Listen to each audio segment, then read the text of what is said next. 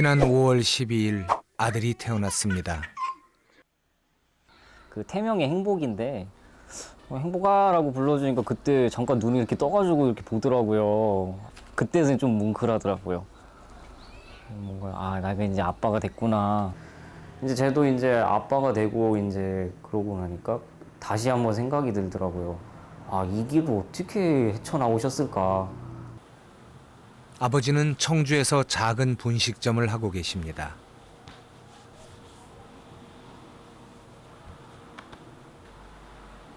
아침이면 늘 가게를 열 준비를 하십니다. 과연 하실 수 있을까?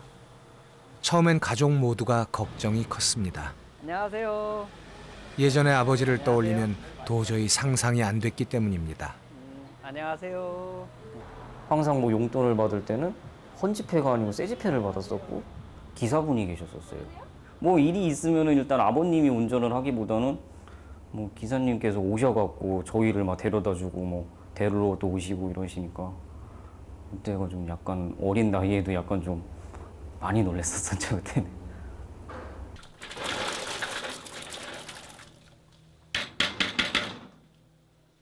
음식이라고는 한 번도 해본 적이 없는 아버지였습니다. 우려와 달리 6년째 계속하고 계십니다. 이젠 주변에 소문도 났습니다.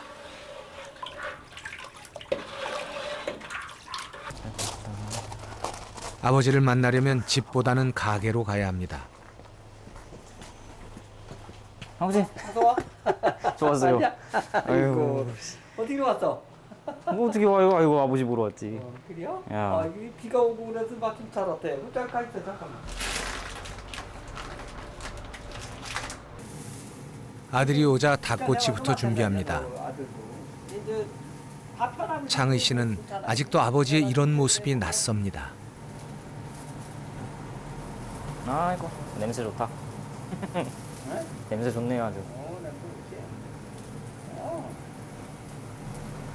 창의 씨가 고등학교 때 그 일은 일어났습니다.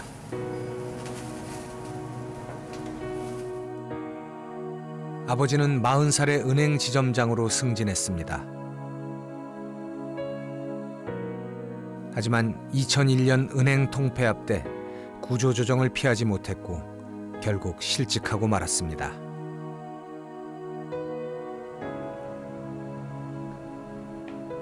예전에 알던 모습이 아니더라고요. 이제 보니까 너무 아닌 거예요. 제가 생각했던 그런 아버지의 모습이 아니고 어깨는 축 처지시고 얼굴에 생기는 없으시고 진짜 그러니까 이런 말씀을 드려야 되죠. 오늘 내일 하는 그런 얼굴이신 거예요. 이거 아닌 것 같은 거예요, 너무. 15평 작은 월세 가게입니다.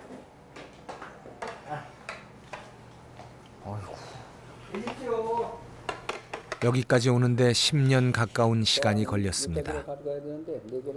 그동안 창의 씨가 상상할 수 없을 만큼 아버지는 무너졌습니다. 사업부도, 택시기사, 플라스틱 공장 일까지 온갖 고생 끝에야 아버지로 다시 설 수 있었습니다.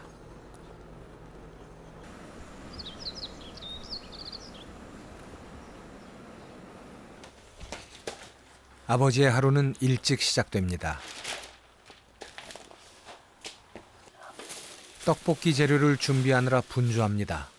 실직 후 하는 일마다 안 됐을 때는 이런 모습이 아니었습니다. 거의 매일 술에 취해 계셨고 무기력하셨습니다. 그래서 꼬치집을 하겠다 했을 때 반신반의했습니다.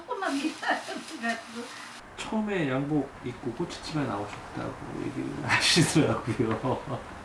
그 지점장 저기로 버리지를 못하고 양복 입고 하니 얼마나 남들이 봐도 무섭게 보였겠어요. 딱 보면 손님 없고 막 그러면 그냥 얼른 문 닫고 들어올 것 같은데 끝까지 11시까지 있다 들어오고 막 이러더라고요. 그래서 고맙더라고요. 그때도 그게.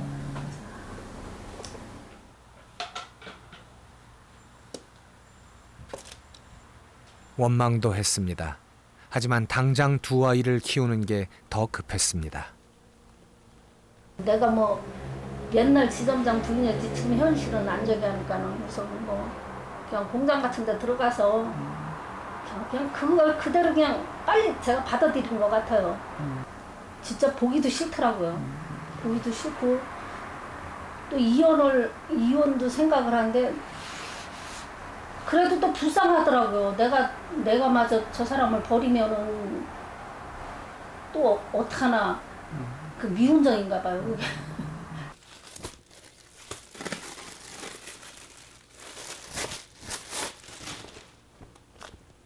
그쵸, 제 역할이 있잖아요. 한참 중요할 때, 뭐 성인이 되어서 뭐 그런 것도 아니고, 한참 사춘기 넘고 뭐 한참 발랄하고, 그럴 때 이제 그런 일을 탁, 이제 일이 일어나고 나니까, 겉으로 표현은 많이 못했지만, 계속 그거 나리.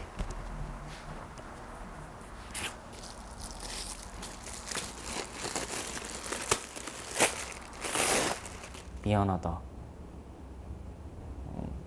부모가 못나서 미안하다. 너네가 더 잘 될 수 있고 더 행복하게 살 수 있는데 지금 이렇게 해줘서 정말 미안하다라고, 그러니까 미안하다고 그렇게 너무 말씀을 많이 하시더라고요. 어떻게 보면은 참 죄송할 것도 없고 미안해 하실 필요도 없으신데 왜 미안해 하시지?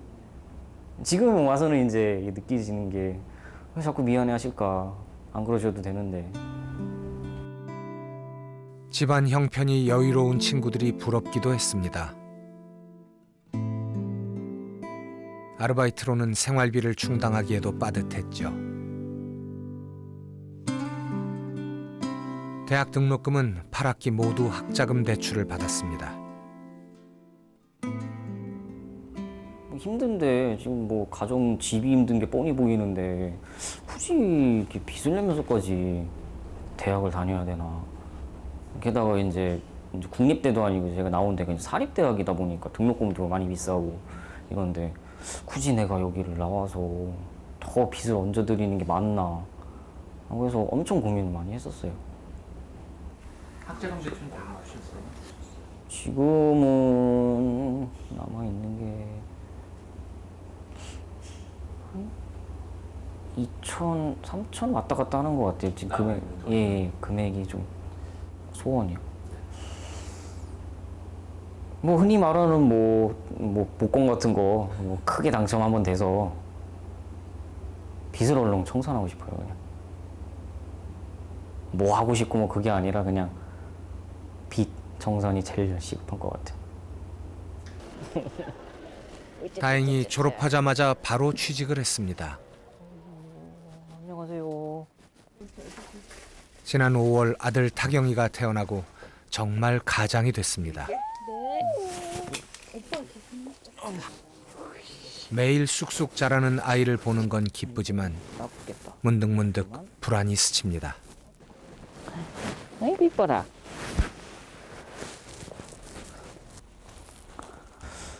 아무래도 이제 그 협력 업체다 보니까 뭐 솔직히 좀 불안한 감은 좀 있죠. 이제 정신 차리고 이제 마음 다 잡고 이제 다시 한번 지금 이게 흔들릴 때가 아니라고.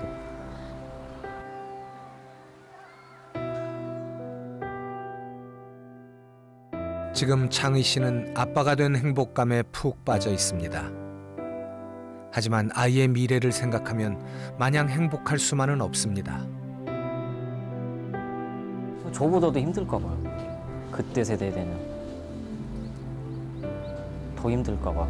저 지금 느끼는 이거보다 더 힘들어갖고 아예 그냥 뭐 지금은 3포 세대라고 하는데 그때 되면은 뭐 몇 가지를 더 포기를 할지 불안하죠. 타경이가 살아갈 세상은 지금보다 조금이라도 덜 불안했으면 좋겠습니다. 의젓하네. 안으로. 가족이 곁에 있어 아버지는 일어설 수 있었습니다. 하지만 모든 짐을 가족에게만 지우는 것이 못내 아쉽습니다. 실직했던 사람들에게 참 처절함이죠. 처절함이 좌절감으로 넘어가지 않게끔 해줘야 되는 거예요. 그거는 가족한테만 너무 미뤘다는 거, 그건 안 된다고 봐요. 만에 하나 정말 아버님 같은 일을 창희 씨가 가장대로 당했다. 어떠실 것 같아요? 저는 힘들 것 같아요. 정말 힘들 것 같아요. 아버지의 그 배움을 제가 이제 받아가고 나도 한번 해보자. 오늘 하겠지만 그게 쉽지는 않을 것 같아요. 뭐 제 혼자만의 의지만으로는 될 수 있는 게 아니라서 그게. 지금 당신이 가장 바라는 것은 무엇입니까? 취재를 마칠 때 던진 마지막 질문입니다. 어렵네요.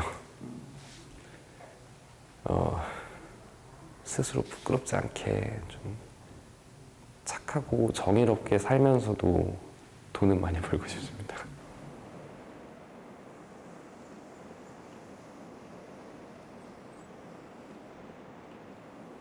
이루어지기가 뭐 쉬운 사항은 아니겠지만 이제 같이 모여서 살 수 있는 공간,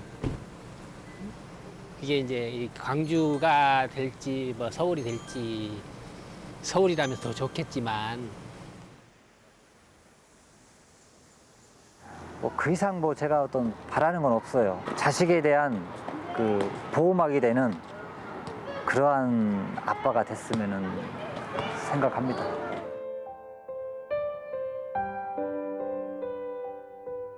어찌 보면 작고 소박하고 평범한 바람들입니다.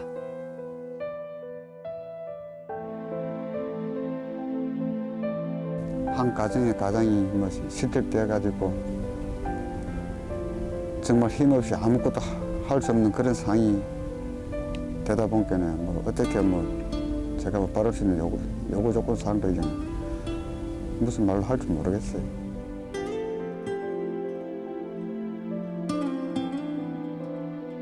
그래, 내가 이렇게 한 번 정도는 좌절을 해도 뭐가 있구나, 나한테는 뭐가 있었지, 그냥 그런 뭐 하면서 든든함? 아니 뭐 그런 게 좀 생기지 않을까요?